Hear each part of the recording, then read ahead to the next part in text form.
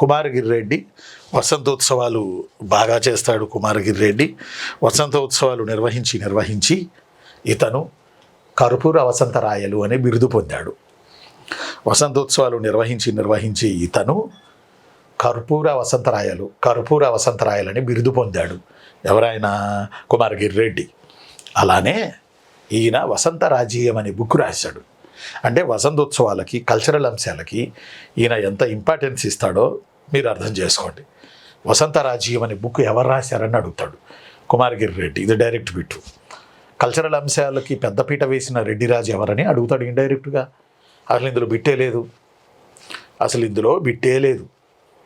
వసంతోత్సవ కల్చరల్కి ఎక్కువ ఇంపార్టెన్స్ ఇచ్చిన రెడ్డిరాజు ఎవరని అంటాడు. సాంస్కృతిక అంశాలకి పెద్దపీట వేసిన రెడ్డిరాజు ఎవరు అంటాడు.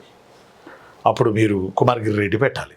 కారణం ఏంటంటే లకుమాదేవి కానీ, కారణం ఏంటంటే వసంత రాజీయం అనే బుక్ రాయడం కానీ, కారణం ఏంటంటే కర్పూర వసంతరాయలు అని తను బిరుదు పొందడం కానీ, ఇవన్నిటిని కనుక మనం చూస్తే కుమారగిరి రెడ్డి ఖచ్చితంగా రెడ్డి రాజుల్లో కల్చరల్ అంశాలకి పెద్దపీట వేశాడు. రేపు సింపుల్గా మిమ్మల్ని రెడ్డి రాజుల్లో విరివిగా చేసిన ఫెస్టివల్ ఏదని అడగొచ్చు.